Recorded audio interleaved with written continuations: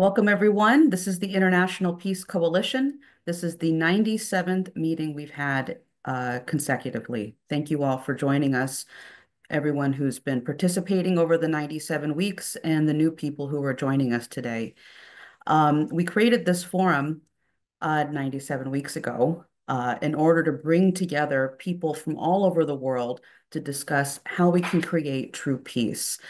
And doesn't matter what ideology you're from, if you are from this perspective, you want to actually create true peace, then you are welcome here. Um, we've had roughly 95 nations represented that we're aware of who have participated. And as well, we've had at least 1,000 people who participate weekly on these live discussions. So that's a very wonderful accomplishment, and we'd like to keep growing. So if you're watching from YouTube or any other broadcasting place, please share this out with your friends, your organizations, and get them participating as well.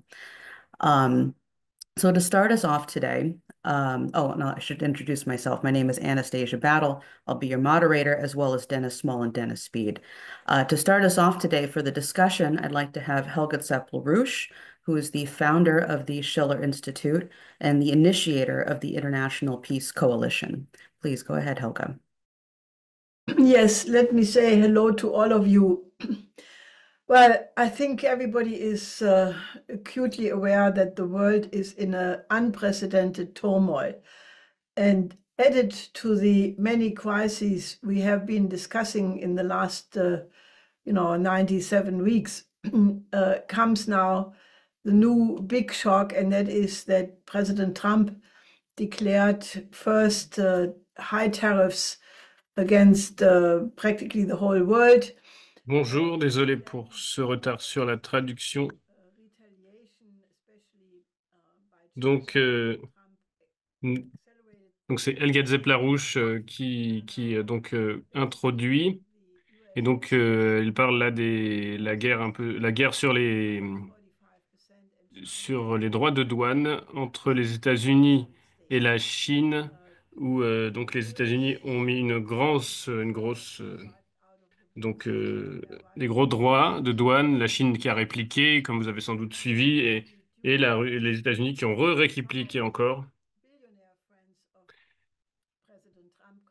Et elle dit qu'il y a certaines personnes parmi les millionnaires, les milliardaires, les amis milliardaires de Trump, qui ont un peu paniqué par rapport à la guerre des droits de douane, et, euh, et donc qui lui ont demandé de faire une pause.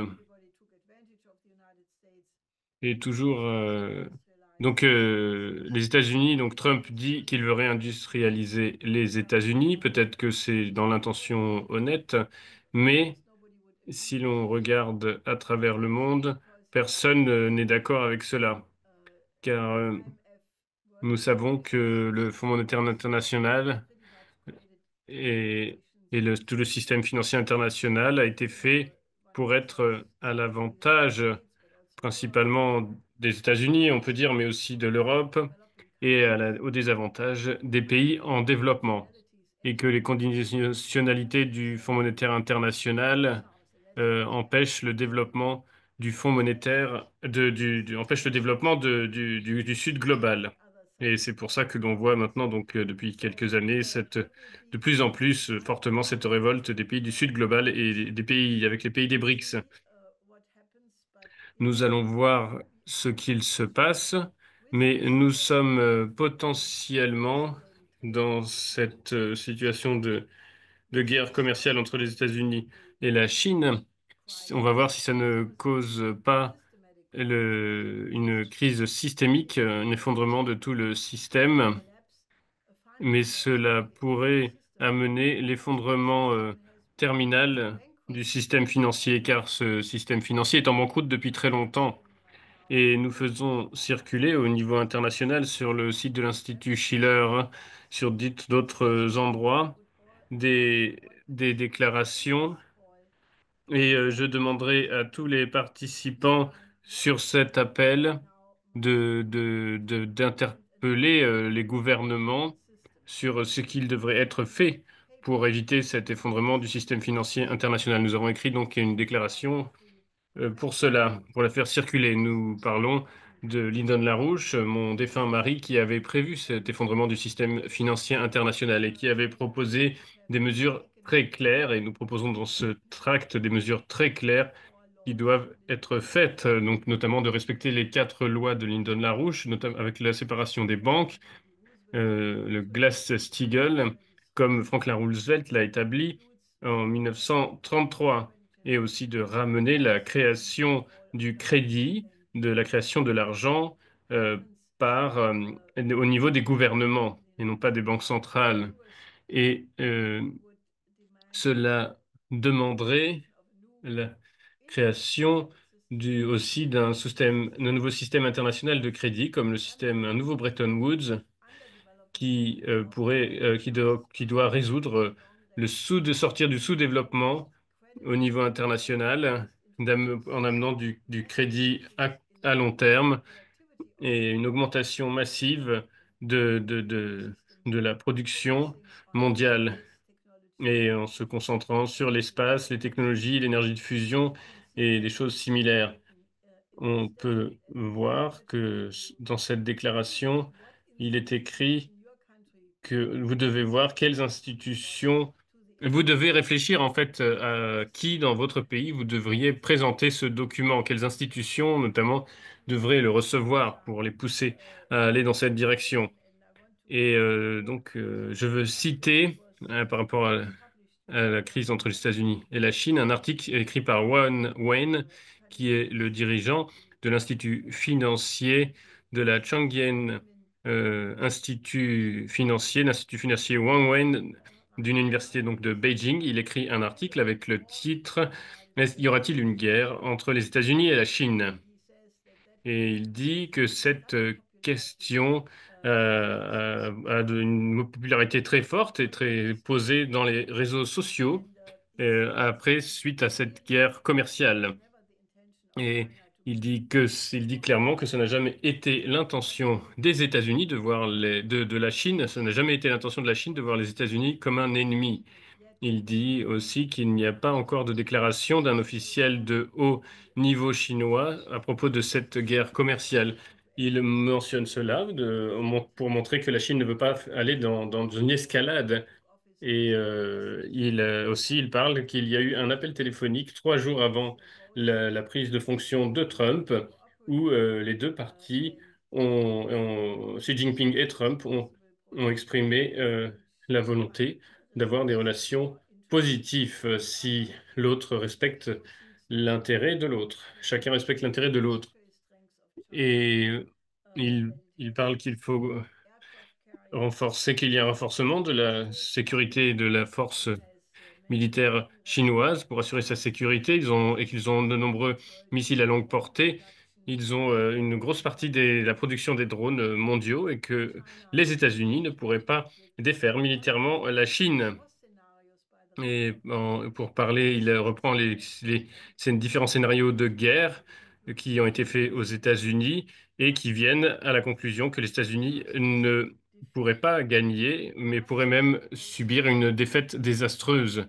Et il cite enfin un dessin animé, une bande dessinée ou un dessin qui montre Trump qui est comme Donghae Shixi, le dernier empereur de la dynastie Qing, qui a, qui, qui a déclaré une guerre aux 8 plus puissants pays du monde, plus puissants empires du monde. Et quelques temps plus tard, eh bien, sa dynastie s'est effondrée après avoir voulu déclarer la guerre à tant de gens à la fois. Et si l'on arrivait à une guerre entre les États-Unis et la Chine, cela se terminerait bien pire pour les États-Unis que dans la guerre de Corée. Et enfin, c'est juste l'opinion d'un think tank leader en Chine, et cela pointe sur la situation actuelle Et quelque chose d'encore plus inquiétant, c'est une fuite qui a été publiée par Tucker Carlson, qui Carlson donc a cité une déclaration récente du Pentagone qui dit que le Pentagone a des documents montrant que s'ils autorisaient l'Ukraine à lancer des missiles en profondeur dans le territoire russe, cela créerait une potentielle à 50% de chance de risque de déclencher une guerre nucléaire mondiale. Et la permission a été donnée, l'autorisation a été donnée à l'Ukraine ensuite. Et Tucker Carlson a dit que si les dirigeants, le leader eh bien, sont heureux de voir le résultat, eh bien, ils peuvent être classés comme étant criminellement fous.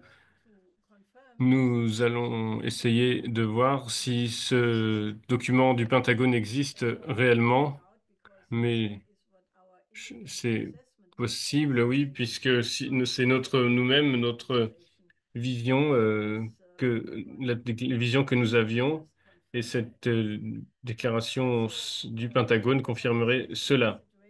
Et sinon, je pense que la situation est très grave. L'armée israélienne à Gaza bombarde encore différents endroits à Gaza. La situation humanitaire est catastrophique.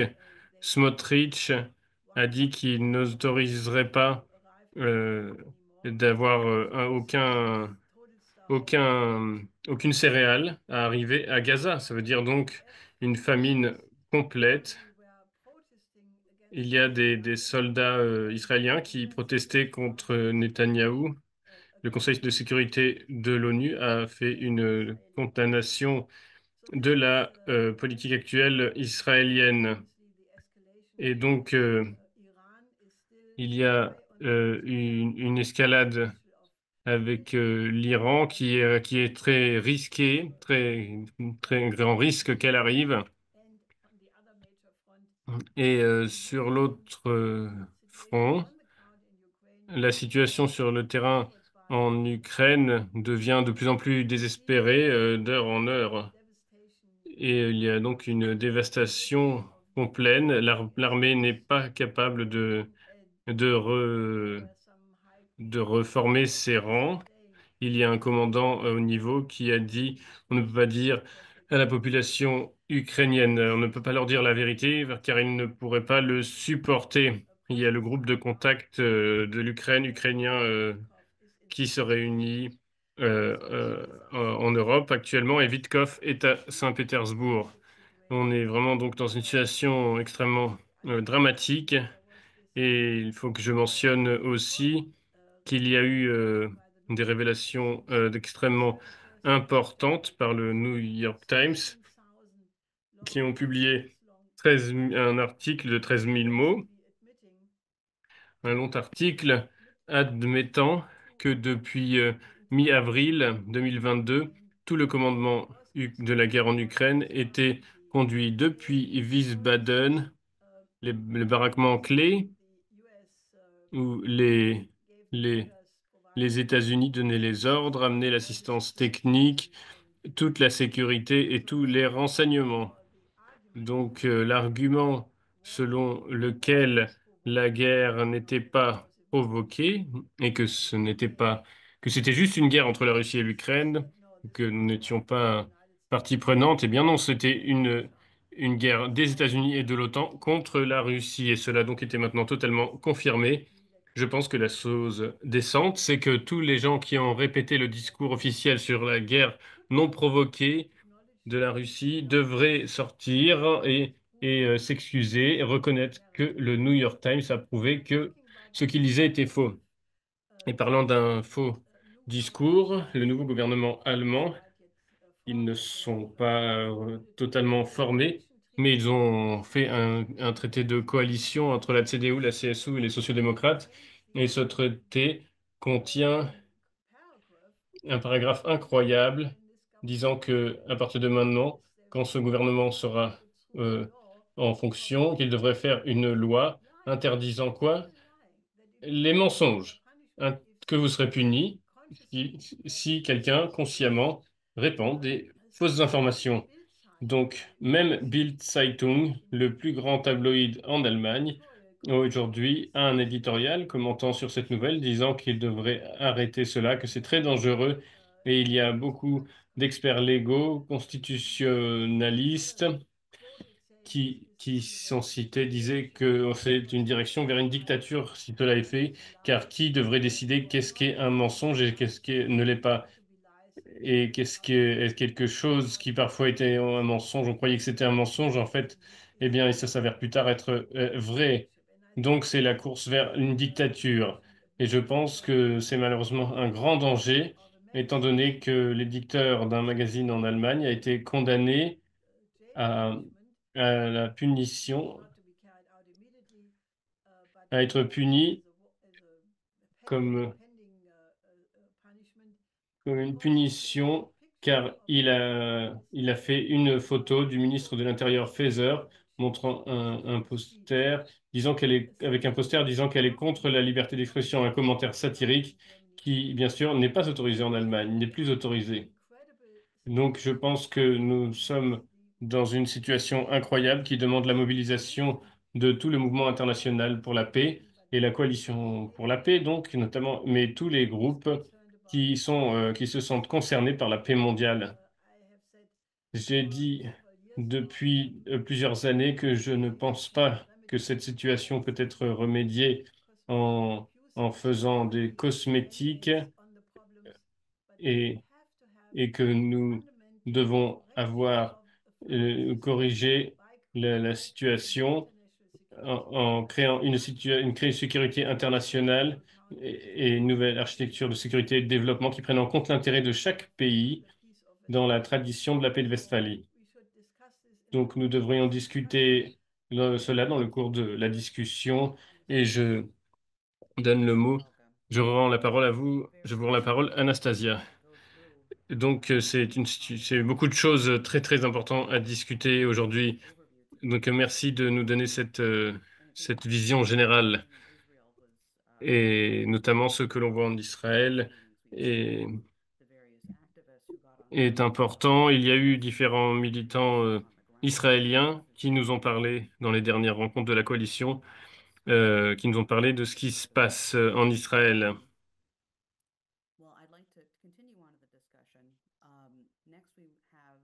Et Graham Fuller est un ancien diplomate officiel de la CIA et, et qui est un professeur, voilà, qui va intervenir maintenant.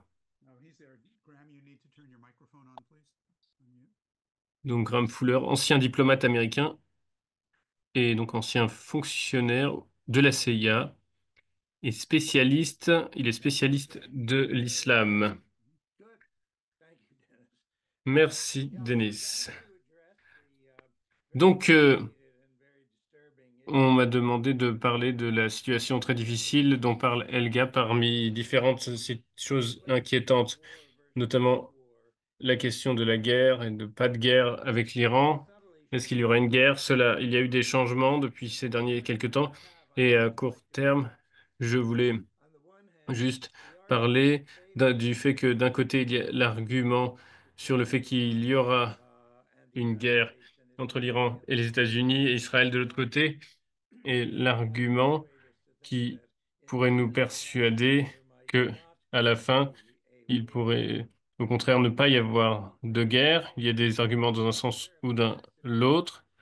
Et nous sommes au courant, en tout cas, qu'il y a beaucoup de forces armées américaines qui sont en train qui s'installent dans la région, qui sont très, très puissantes pour faire des attaques dévastatrices contre l'Iran. Les forces sont là, elles ne sont pas en route, elles sont là, et le danger, la puissance d'intimidation contre l'Iran, je pense, est assez considérable.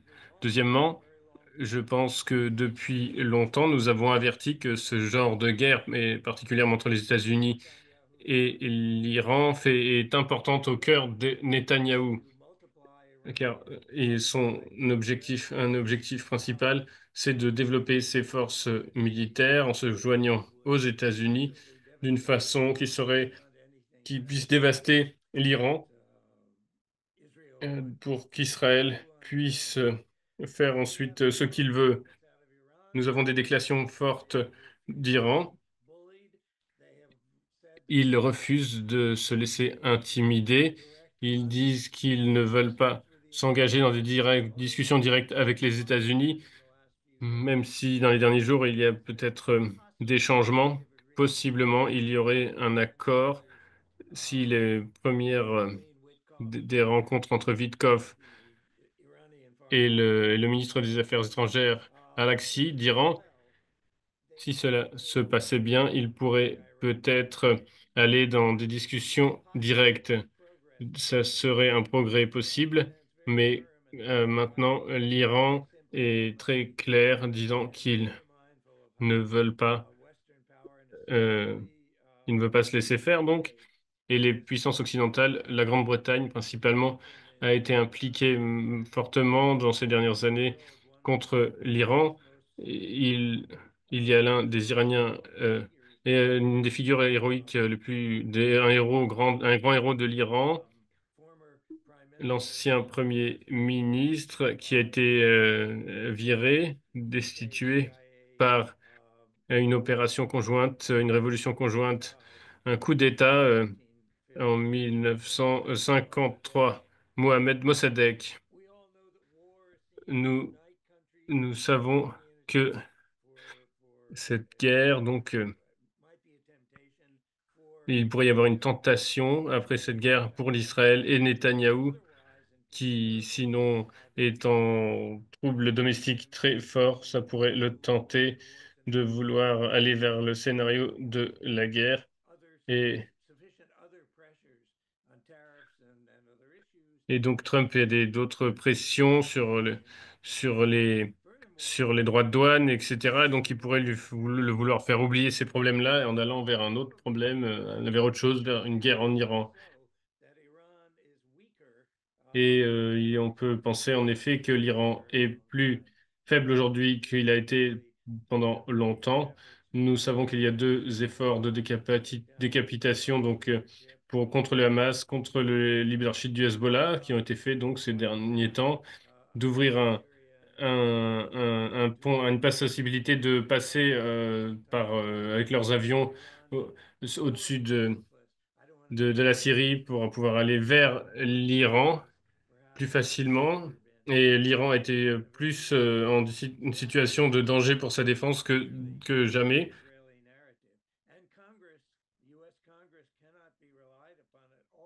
On ne peut pas faire confiance au Congrès américain. Ils sont ils sont avec le lobby sioniste israélien et ils sont totalement en soutien. Ils sont beaucoup en soutien à une attaque contre l'Iran. Donc, ce sont des facteurs inquiétants qui peuvent faire penser qu'il y a un fort danger de guerre dans les semaines qui viennent. Et sinon, regardons l'autre côté de la pièce. Quelles indications pourrait-il y avoir qui montreraient que nous puissions éviter une guerre avec l'Iran d'un côté et les États-Unis et Israël de l'autre côté? Premièrement, je pense qu'il y a une nouvelle dynamique très intéressante entre Bibi Netanyahou et Donald Trump. Je pense que tout le monde est au courant que Donald Trump est dans les mains des sionistes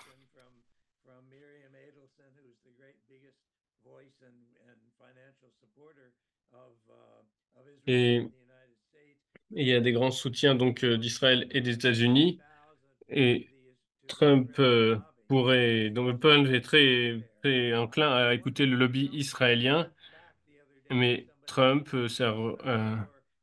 quelqu'un lui a posé une question sur la guerre, quelqu'un a mentionné qu'Israël pousse cela, je ne me souviens pas ce qu'il a dit exactement, les mots exacts, mais il a dit, c'est moi qui fais la politique, personne d'autre par rapport à Israël. Cette colère qu'il montrait, ça pourrait vouloir montrer qu'il n'a marre que Israël veuille décider de son côté. Et Israël est allé, Netanyahou est allé plusieurs fois à la Maison Blanche pour avoir des nouvelles. Il n'a pas été absolument bienvenu. Une fois, c'était quand Trump parlait du futur de Gaza. Il a dit, les États-Unis sont, vont prendre Gaza pour que nous puissions le transformer dans une belle riviera. Je pense que Bibi Netanyahou, lui, il pense que Gaza fait partie d'Israël et pas plutôt, et plus au lieu que ce soit les États-Unis qui aient le contrôle. Et plus important, ça a été quand Bibi Netanyahou, on lui a demandé de venir à la Maison-Blanche. Il voulait venir à la Maison-Blanche pour parler de son plan de guerre avec l'Iran. Ça a été l'occasion au moment de laquelle qu'a saisi Trump pour dire explicitement qu'il y aura des pourparlers entre l'Iran et les États-Unis. Et ce n'est pas ce que Bibi Netanyahou voulait entendre. Au contraire, il voulait être assuré que les États-Unis le soutenaient totalement dans sa volonté d'une guerre contre l'Iran.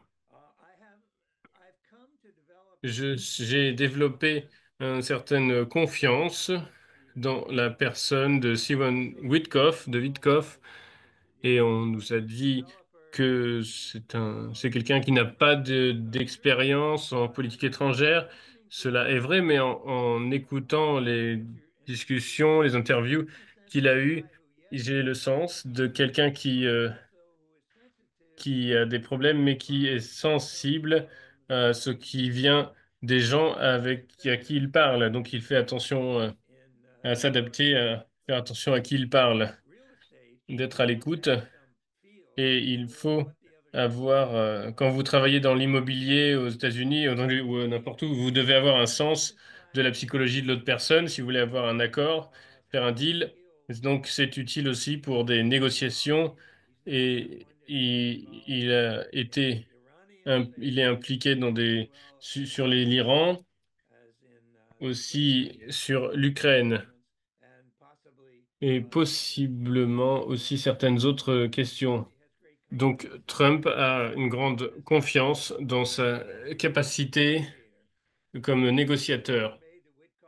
Et il a été dit que Witkoff n'a pas d'expérience de politique étrangère, donc l'accusation qu'il ne se connaît rien à propos du monde, eh bien, je ne suis pas si sûr, en fait, d'avoir eu une grande confiance dans son expertise globale ou plutôt de la grande expertise qu'ont les gens qui sont présentés comme des experts. Et en fait, elle nous a mené de désastre en désastre. Donc, finalement, l'expertise dont on parle en général, les experts, soit les soi-disant experts, n'ont pas vraiment de bonne réussite dans la réalité. Donc, Witkoff a un sens plus peut-être au contraire des choses. Je mentionnerai aussi le fait que si il y a une guerre entre les États-Unis et l'Iran, ça mettra vraiment une fin aux négociations ukrainiennes qui, qui, c'est quelque chose qui est,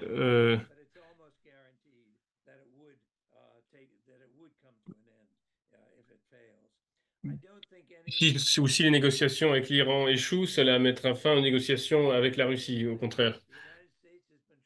Les États-Unis ont essayé de créer une hostilité entre les États du Golfe et l'Iran depuis des décennies pour promouvoir la présence militaire américaine dans la région. Mais la Chine a aidé à éliminer, à arrêter cela en amenant ce rapprochement extraordinaire entre l'Iran et l'Arabie saoudite. Donc, je pense que Israël a de nombreuses raisons d'être moins confiante de ce qui se passe, dans ce qui se passera pour eux s'il y a une guerre. Et une autre question qui n'a pas été discutée du tout dans les conflits au Moyen-Orient, la situation géopolitique au Moyen-Orient, c'est le rôle de la Turquie. La Turquie, comme on le sait depuis longtemps, elle est membre de l'OTAN depuis longtemps. Elle est longuement décrite comme un allié loyal de l'OTAN. Tout cela est passé. La Turquie est très impliquée. Elle joue beaucoup de choses dans la diplomatie. Elle est- Elle se déclare comme un acteur majeur dans la région, dans l'Asie centrale, dans le Caucase, dans la Méditerranée, au Moyen-Orient. La Turquie, actuellement, est très active en Syrie et comme on le voit, l'Iran pousse ses actions de plus en plus en profondeur en Syrie. Il y a une forte probabilité qu'il y ait une confrontation entre, entre la Turquie et Israël. Et les militaires turcs sont assez efficaces, compétents et pratiques. Ils ont beaucoup de pratiques. Et j'ai des doutes que Israël voudrait s'affronter à la Turquie. Mais les chances, les risques de ce genre de confrontation est plus que jamais risqué. Donc il y a un plus fort risque, plus grand que jamais, d'une telle confrontation. Euh, euh, et donc, la Turquie pourrait ainsi abaisser les ambitions d'Israël. Pour moi, il y a un espoir que des gens qui voudraient aller contre une guerre en Iran, ils sont assez forts et donc qui pourraient être plus forts que les facteurs, que les choses qui pourraient pousser à une guerre contre l'Iran. Merci, Graham, pour cette analyse très en profondeur et aussi pour voir cette connexion sur comment ces processus de négociation pourraient fonctionner sur les différents fronts. Parce que les gens pourraient les voir de manière saucissonnée, compartimentalisée, alors que ce n'est pas le cas, ce n'est pas isolé, les choses ne sont pas isolées, tout est lié dans la situation globale. Merci pour cela, Graham. Nous allons donc continuer notre discussion et ensuite nous reviendrons aux questions de l'audience après les premières intervenants. Mais maintenant, nous avons pour la première fois le professeur Jeffrey Roberts. Nous l'accueillons avec plaisir. Il est professeur émérite d'histoire à l'université de Cork en Irlande et il est membre de l'Académie royale irlandaise. Merci beaucoup d'être avec nous, professeur Roberts. C'est superbe. C'est vraiment bien que vous puissiez être là. Merci beaucoup pour l'invitation. On m'a proposé de parler de la conférence de Yalta en 1945, ce que je vais faire. Mais avant, j'aimerais dire que je suis d'accord avec l'évaluation de Graham concernant Steve Witkoff, qui me semble effectivement avoir un sens des réalités et avoir la capacité de comprendre différents points de vue de ses interlocuteurs. Une des choses qui me frappe concernant la couverture des médias, concernant les droits de douane, la réaction chinoise, les États-Unis, etc., c'est l'incompréhension totale l'incompréhension du point de vue de l'autre. On parle de manœuvrer les différents avantages, de négocier ici, etc. Maintenant, pourquoi la ruée derrière les droits de douane de l'administration Trump en ce moment et d'autres considérations régionales. Maintenant, pour en venir à la conférence de Yalta, nous arrivons au 80e anniversaire. Il y a eu pas mal de commentaires sur le sujet, y compris en lien avec le fait que ce qui se passa à Yalta concernait surtout des sphères d'influence et qui mena en fin de compte à la guerre froide. Récemment, j'ai pris part à une discussion sur le sujet à Yalta même. Je n'ai pas pu y assister personnellement, donc je l'ai fait par Zoom, mais j'ai été dans ce palais à d'autres occasions dans le passé. Maintenant, sur lequel j'ai insisté dans ma présentation, c'est que Yalta n'avait rien à voir avec les sphères d'influence, mais avec l'unité des grandes puissances et avec la volonté de créer une nouvelle architecture de sécurité qui mène à une paix durable. Voilà l'enjeu réel de Yalta. C'était une discussion entre grandes puissances. Donc la paix entre les États-Unis, la Grande-Bretagne et l'Union soviétique à l'époque, c'était pas seulement un traité de paix, c'était un ordre global dans lequel eux devaient devenir les grandes puissances, c'est vrai, mais qui concernait la sécurité globale. Donc, c'était en quelque sorte une paix bénigne entre grandes puissances. C'était l'idée, du moins. Mais ce projet s'est effondré assez rapidement à la suite de la Deuxième Guerre mondiale et la naissance de la guerre froide. Donc, pour comprendre cette alliance de paix, ce que je soulignais, c'est que c'était un choix politique. C'est venu à exister à cause de la volonté de le faire exister. Et il y avait la volonté de traduire cette conférence dans la politique de l'après-guerre, et c'était aussi le résultat d'un choix politique à la suite de cette Deuxième Guerre mondiale. Autrement dit, il aurait pu y avoir un ordre de paix plus durable si d'autres décisions avaient été faites en 1946 et par la suite. Et donc, maintenant, pour avoir un nouveau concert de grande puissance est aussi une question de choix politique.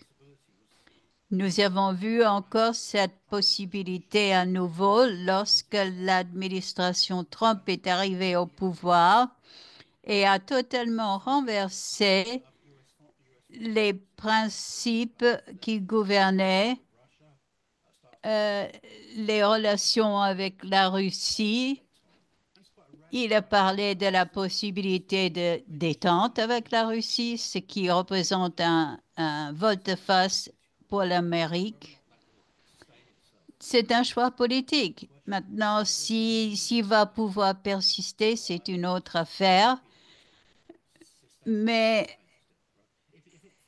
on devrait pouvoir soutenir, faire durer ce concert. C'est une question politique.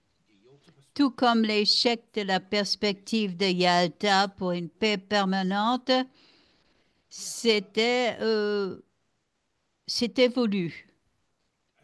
Maintenant, j'aimerais aussi introduire dans la discussion un autre aspect qui est de faire référence aux travaux d'un historien qui s'appelle Schrader, Paul Schrader. C'était un expert du 19e siècle de l'histoire européenne. C'était un étudiant de ce qu'on appelait le concert de l'Europe. La constellation de pouvoir en Europe qui a soutenu l'absence de guerre pendant près d'un siècle en Europe. Et de sa perspective, c'est qu'il s'agissait d'une construction politique qui tournait autour ou qui était dérivée de l'expérience terrible des années de Napoléon, où il a fallu chercher une paix à tout prix en Europe suite à cela. Maintenant, cet historien a voulu voir pourquoi ce concert a fonctionné pendant longtemps et pourquoi après il a échoué. Et dans son histoire, il a introduit le concept de l'équilibre politique. Ce qu'il voulait dire par là, c'était l'engagement de la part des grandes puissances européennes de maintenir la paix et la stabilité en respectant les droits et les responsabilités les uns et les autres. Alors, les grandes puissances ont tenté d'exercer une hégémonie collective bénigne qui répondait aux intérêts communs des deux côtés. C'était donc un genre d'hégémonie, mais cela a commencé à se désintégrer au début du siècle. Mais néanmoins, la paix a persisté pendant presque une centaine d'années. Maintenant, OK, nous avons besoin d'une nouvelle structure de sécurité et il y a beaucoup de discussions à propos du monde multipolaire, de la fin de l'hégémonie occidentale et américaine et de la naissance d'un système d'État basé sur les traités de Westphalie. Très bien. Mais la réalité, c'est la même que celle existait en 1945 ou la même qu'en 1915. Il existe encore des États, tantôt grands, tantôt petits. Donc, pour avoir un système multipolaire stable, un système de Westphalie stable, il faut le soutenir ou le faire étayer par une coopération entre grandes puissances, par un concert de grandes puissances. C'est un concept, je pense, qu'il faut apprécier, évaluer, car il ne peut y avoir de concert de grandes puissances en l'absence de paix. La paix est la condition nécessaire pour que ces grandes puissances développent leurs relations sur la base du respect mutuel. Et voilà pourquoi il est si important de mettre fin à la guerre en Ukraine ou de mettre fin au conflit au Moyen-Orient pour empêcher que les différends entre les États-Unis et la Chine ne développent en un conflit plus grand. Nous avons l'Ukraine, l'Iran, Gaza, la Palestine, la Chine. Tout ce qui est en jeu ici, c'est la création d'un ordre stable, multipolaire, international. Voilà ce que je voulais dire. Merci beaucoup, professeur Roberts, pour cet aperçu de ce qu'était la conférence de Yalta et auparavant dans l'histoire par rapport à la voie à prendre à l'avenir. Nous avons quelques présentations encore dans la partie de dialogue et après nous passerons à la période de discussion. Nous avons une déclaration par vidéo de M. Kotegawa qui travaillait auparavant au ministère japonais des Finances et qui a dû traiter pas mal de problèmes financiers et sa contribution aujourd'hui est très importante.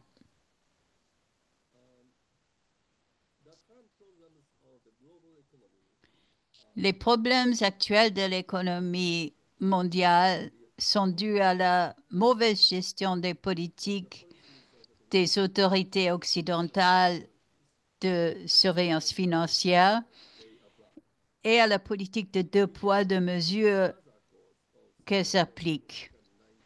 Tout a commencé avec les accords du Plaza du 22 septembre 1985. L'idée était d'éliminer l'excédent du commerce extérieur du Japon vis-à-vis des États-Unis en renforçant le yen par des interventions coordonnées. Le Japon de l'époque est comparé à la Chine d'aujourd'hui. En conséquence, la valeur du yen est passée de 235 yens à environ 150 yens en un an.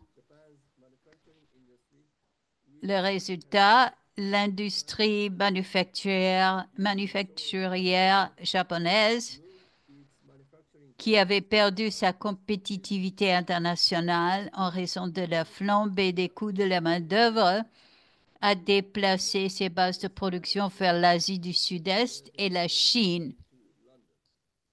En outre, les institutions financières japonaises ont utilisé le yen pour étendre leurs activités à Londres et le taux d'intérêt sur les prêts à Londres a été réduit à 1/10 de son niveau précédent en raison de la concurrence avec les institutions financières japonaises.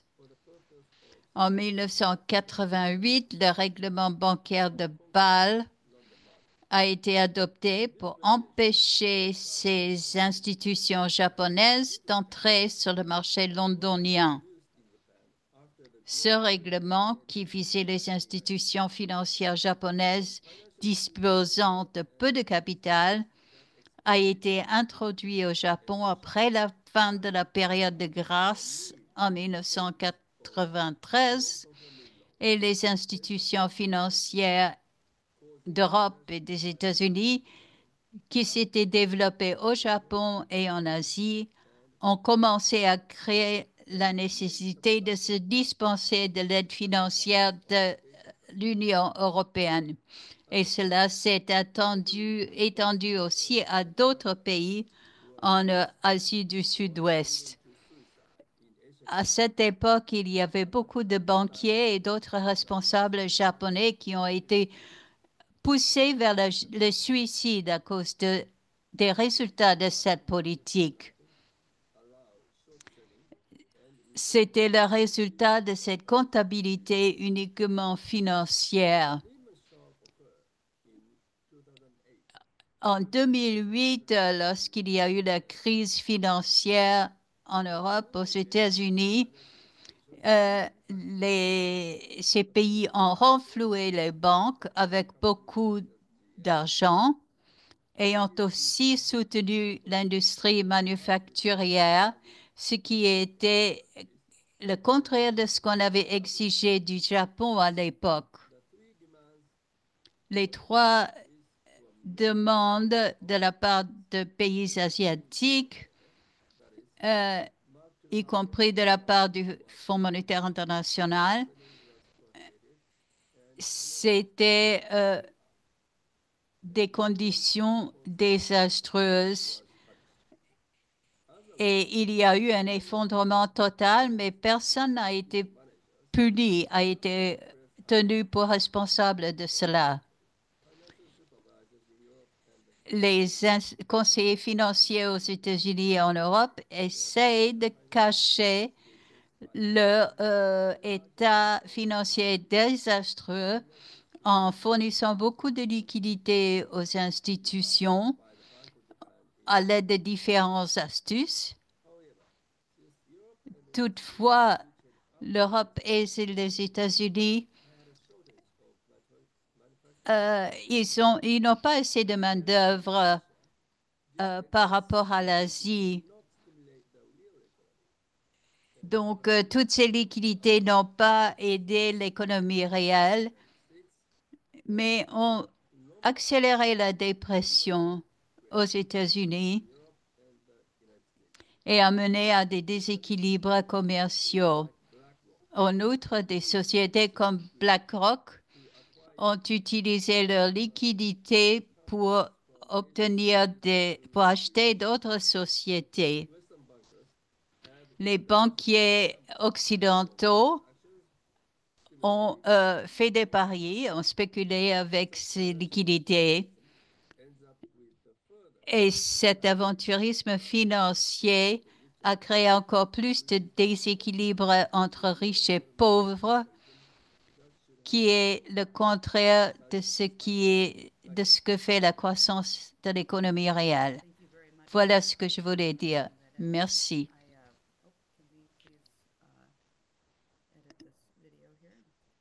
Merci, Monsieur Kotegawa, pour cette contribution.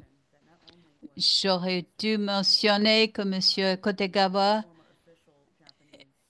était non seulement au responsable du ministère japonais des Finances, mais aussi le directeur exécutif du Japon auprès du Fonds monétaire international, qui ajoute encore du poids à ce qu'il nous a expliqué aujourd'hui.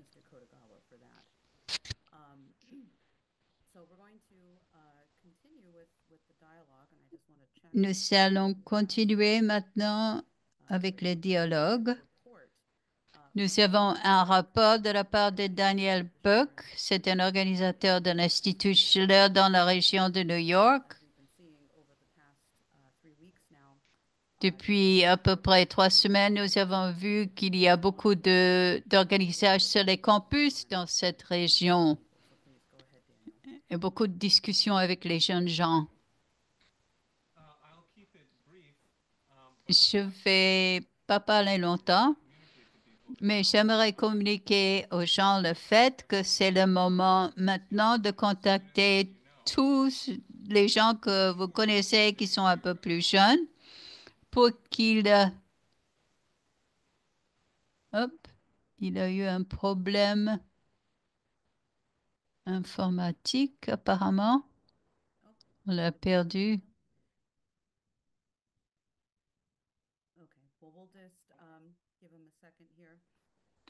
On lui donne un petit moment.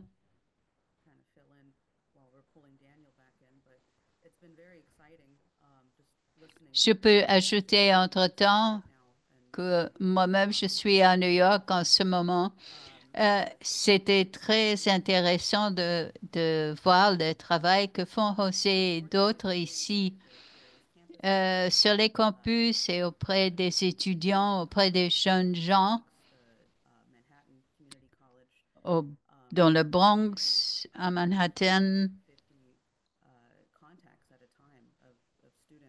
Il y a pas mal de contacts qui ont été faits et qui veulent rester en contact avec nous. Maintenant, Daniel est avec nous à nouveau. Mes excuses, j'ai eu un problème d'ordinateur. Nous avons visité peut-être 6 ou 7 campus universitaires de ces dernières semaines. Et nous attirons surtout l'attention des gens sur la conférence qui aura lieu les 24 et 25 mai dans la région de New York. Et notre intention, c'est que ces jeunes entrent sur la scène de l'histoire. Nous sommes clairement dans un moment de transition et nous posons la question subjective à ces jeunes. Bon, qu'est-ce que vous allez faire? Comment vous allez intervenir en ce moment de l'histoire? Nous avons un grand placard avec le pont terrestre mondial qui remonte aux années 90 Et aux jeunes qui s'arrêtent, je leur demande, comment voyez-vous le monde d'ici 50 ans? Comment cette planète devrait être d'ici 50 ans? Pensez-vous qu'il faut mettre fin à la pauvreté? Pensez-vous qu'il faut mettre fin au danger de guerre mondiale? Pour ceux qui ne sont pas d'accord, qui ne répondent pas oui, on ne perd pas de temps, c'est pas la peine. Mais il y a beaucoup de jeunes qui se posent ces questions, qui réfléchissent là-dessus, et nous leur posons un thème central. Est-ce la nature de l'homme qu'il est fait pour vivre en harmonie avec les autres, ou est-ce qu'il est destiné à vivre en état de guerre permanente, les uns contre les autres? Et nous laissons ces questions un peu en l'air, mais en disant qu'il faut répondre à cette question en tant qu'États-Unis, en tant qu'Occident et en tant qu'individu. Sinon, il ne sera pas possible de voir se réaliser cette image de la Terre d'ici 50 ans que nous avons en tête. Et dans un sens plus profond, nous appelons les gens à reconnaître que à travers le monde, il existe un nouveau principe de coopération qui se développe, qui s'étend. Nous leur montrons notre brochure qui montre que la ceinture et la route impliquent 150 pays dans le monde, qu'il y a le développement de l'énergie un peu partout, qu'il y a les BRICS, etc., que ce qui se passe aux États-Unis, ici même, sur place, ce n'est pas ce qui se passe dans le monde. Il faut voir plus loin, il faut voir ailleurs. Et nous savons, par exemple, nous leur montrons aussi des images de la conférence que nous avons eue avec le docteur Pandora de l'Afrique du Sud, par exemple, pour dire que nous devons créer la capacité qui n'est pas encore organisée en Europe ou aux États-Unis, une capacité de catalyser le type de changement nécessaire pour catalyser le changement en direction d'une main d'amitié tendue vers le Sud global sous forme de politique globale viable, comme celle développée par Lyndon LaRouche et ses collaborateurs. Et cela concerne l'humanité dans son ensemble. Nous voulons créer un avant-garde de jeunesse, de jeunes, qui va défendre ses idées et qui va donner aux générations plus âgées la confiance de faire réaliser ces solutions nécessaires. Je pourrais en dire beaucoup plus, mais je pense que seulement un commentaire final. À chaque fois que nous déployons, nous voyons des gens qui sont ici, qui viennent des pays des membres des BRICS ou dont les parents viennent de pays des BRICS et qui sont maintenant américains. Il y a énormément d'étudiants ici dans la région. Et à chaque fois que nous sortons, nous voyons des gens, nous rencontrons des gens qui ont des perspectives différentes, qui viennent de différentes parties du monde. Et nous les attirons, pour ainsi dire, dans cette mission.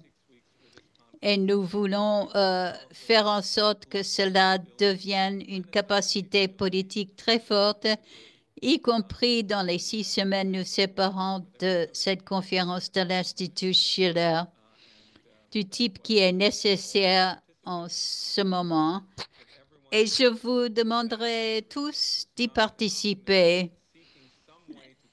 Tous ceux surtout qui sont jeunes d'esprit et qui sont enthousiastes et de mettre ces jeunes en contact avec nous.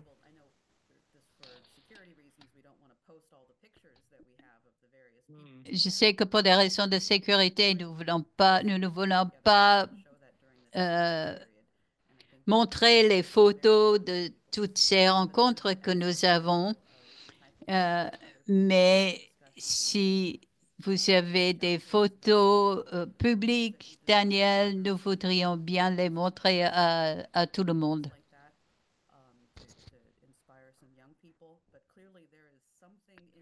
Parce que cela va inspirer les autres de s'y joindre, parce qu'il y a de toute évidence quelque chose dans l'air qui montre que les jeunes gens sont réceptifs à cette ouverture.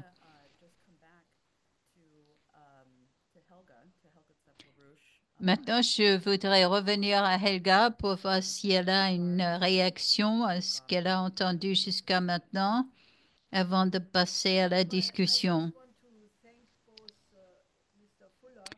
Je voudrais remercier M. Fuller, dit Helga, pour son optimisme qui nous donne, je pense, une perspective plutôt d'espoir. J'ai quelques doutes sur la possibilité qu'elle se réalise, mais et je voudrais remercier M. Roberts pour avoir soulevé la question de la nouvelle architecture de sécurité aussi, parce que je pense que les principes sur lesquels elle doit reposer et comment y parvenir sont absolument cruciaux. Nous avons besoin certainement de quelque chose de mieux que le Congrès de Vienne ou la paix qui a été conclue à la fin de la Première Guerre mondiale. C'était un genre d'absence de guerre, mais sans volonté de développer des idées républicaines et l'esprit républicain ailleurs. C'était certainement le cas en Allemagne où il manquait tout à fait cet esprit de 1848 par la suite. Je pense qu'il faut commencer une discussion sur les principes sur lesquels doit se reposer cette nouvelle architecture. J'en ai donné une esquisse dans mes 10 principes qui fait référence aussi à la Charte des Nations Unies. Mais je pense qu'il faudrait aussi un genre de base métaphysique ou sinon métaphysique, quelque chose qui donne une idée des lois de l'univers sur lesquelles cette architecture doit se fonder.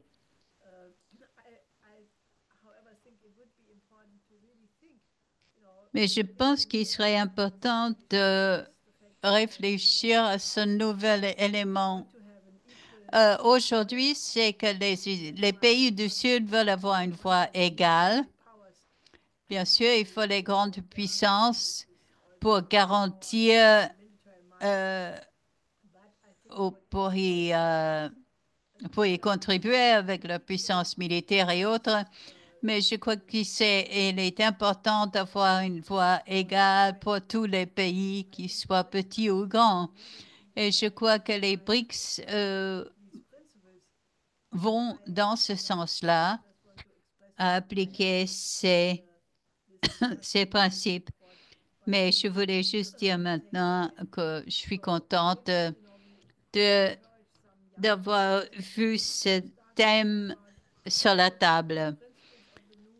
On devrait aussi encourager les jeunes à penser aux principes essentiels pour une nouvelle architecture de sécurité et de développement pour assurer la capacité de survie durable, parce que ce sont les jeunes qui vont le vivre et qui doivent avoir voix au chapitre. Je voulais juste demander à Graham s'il a des contraintes d'emploi du temps ou s'il peut rester pour la discussion.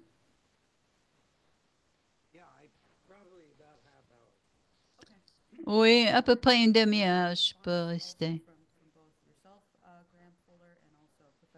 Donc, je demandais à Graham Fuller et au professeur Roberts s'ils ont des réactions. Maintenant, avant de passer au dialogue avec les participants. Le professeur Roberts, vous voulez intervenir maintenant ou en réponse à des questions? Je suis d'accord avec Helga. On ne peut pas simplement recréer un concert de nations ou un Yalta ou quelque chose comme ça.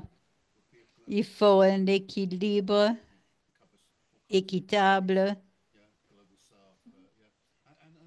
auquel participent tous les pays. Et il faut une base institutionnelle qui serait peut-être la continuation des Nations Unies. Je pense que les BRICS aussi est un exemple très intéressant de la manière dont l'équilibre politique peut faire avancer les choses. Mais mon sujet principal de recherche en ce moment, c'est le développement ou l'histoire du développement du mouvement de la paix, y compris au 19e siècle.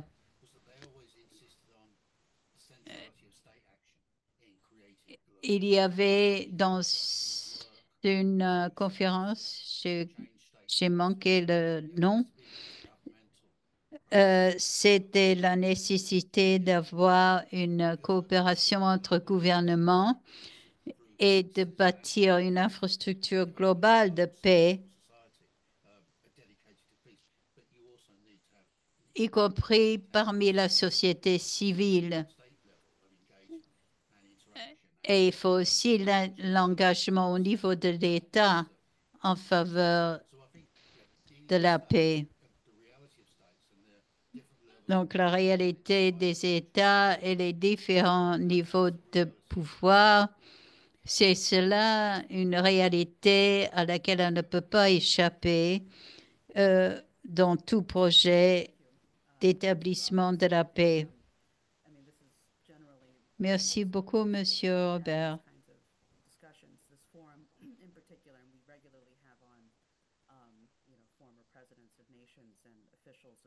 Oui, sur ce forum, nous avons souvent des dirigeants politiques qui assistent avec nous, qui s'intéressent aussi à ces questions-là.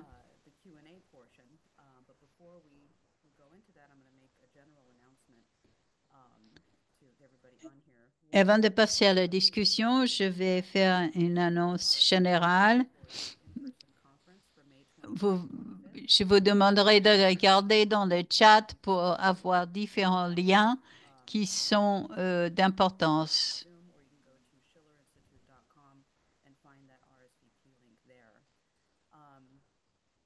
y compris pour la conférence du mois de mai.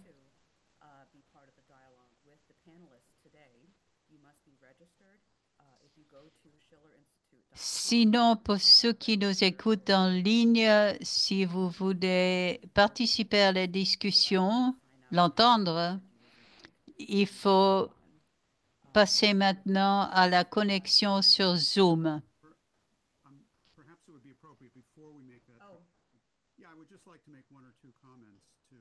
Je voudrais dire deux choses relatives à ce que le professeur Kotegawa a dit tout à l'heure.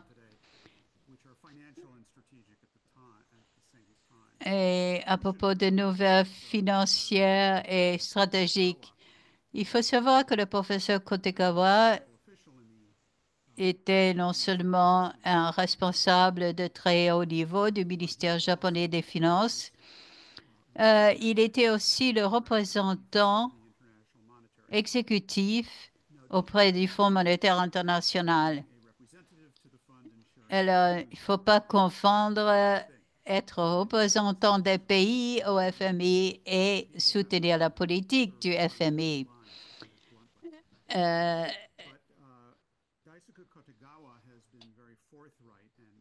Et Daisuke Kotegawa a expliqué très explicitement les raisons ayant mené à l'expulsion du Japon suite à la crise de l'époque en Asie.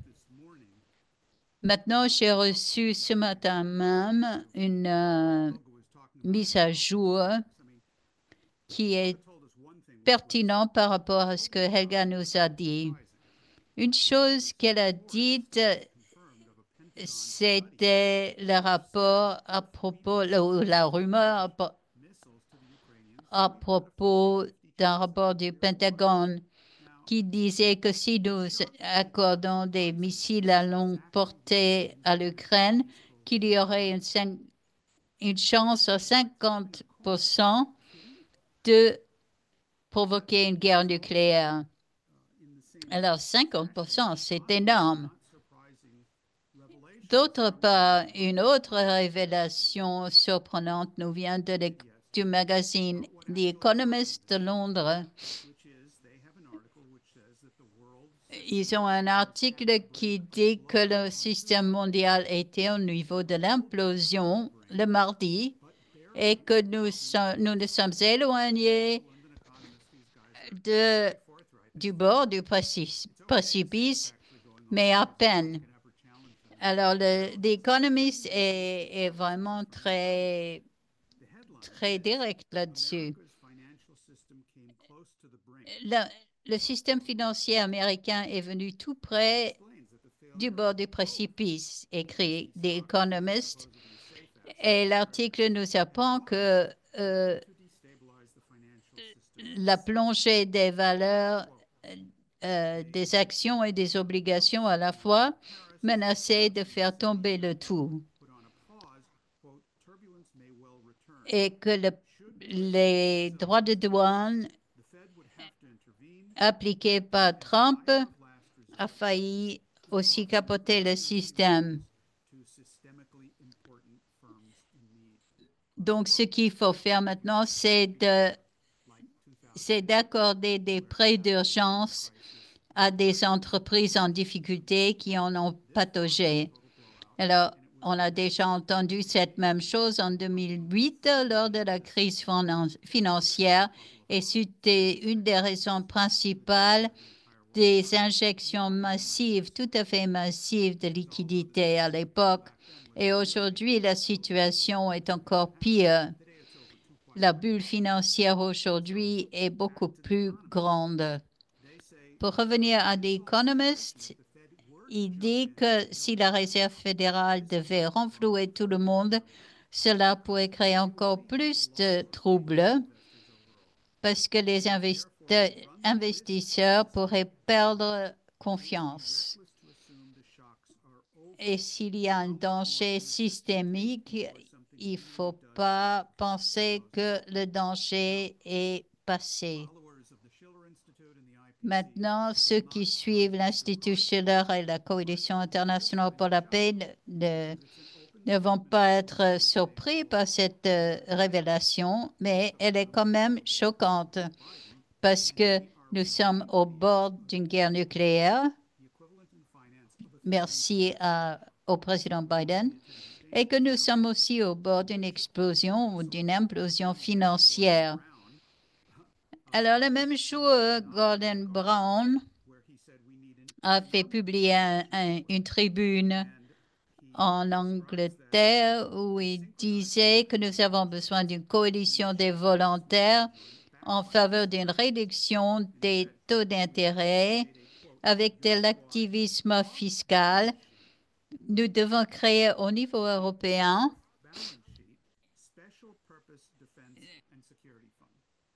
un fonds de défense spécial hors bilan, c'est-à-dire qui n'est pas comptabilisé officiellement. C'est-à-dire, il disait, nous devons absolument renflouer le tout, même des milliers, des millions de milliers des milliards de milliers d'actifs. Donc, cette crise n'est pas due à des droits de douane. Cette mesure était stupide, était dangereuse, était pas rationnelle, tout comme la perspective de Stéphane Biran. Mais ce n'était pas la cause du problème. Ces droits de douane étaient en quelque sorte l'allumette qui s'approche de la mèche vers l'explosion. Mais l'effondrement du système financier est le vrai problème. Et au sujet de solutions, je voudrais rappeler aux gens ce que Helga nous a dit au début. Sa déclaration ou la déclaration récente de l'Institut Schiller qui s'appelle Wall Street nous a donné la crise, la rouge nous donne la solution. Et c'est un tract à distribuer sur 3 pages et je vais mettre le lien dans le chat. Ici, vous voyez les plus de 2 quadrillions de produits dérivés. Il n'y a pas de solution à la crise à moins de mettre en redressement judiciaire tout le système et d'émettre de nouveaux crédits destinés au développement. Vous voyez ici la triple courbe de la rouge où il montrait que le problème n'est pas seulement les agrégats monétaires et financiers, mais aussi les fondements de l'économie réelle. Et il faut faire en sorte de garantir la croissance de l'économie réelle par des progrès au niveau technologique, scientifique, des grands projets. Par exemple, le plan Oasis pour l'Asie du Sud-Ouest. Et vous voyez ici notre proposition de pont terrestre mondial pour des types de projets d'infrastructure, à commencer par la fusion et par l'exploration spatiale, qui serait la base parfaite de coopération entre puissances qui seraient sinon montées les unes contre les autres. Et si on pense au monde que les jeunes veulent voir créer d'ici 50 ans, ici, nous proposons les principes de cela. Mais je soulignais ici que nous sommes au bord du précipice.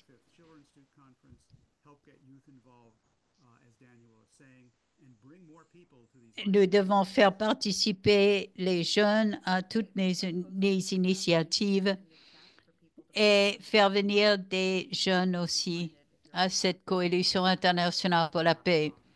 OK, maintenant nous allons passer à la période de discussion.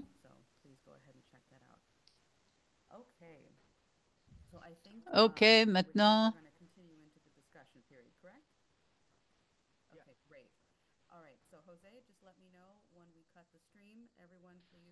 Nous allons mettre fin au live stream maintenant et il faut passer à l'autre plateforme pour participer, pour entendre la discussion.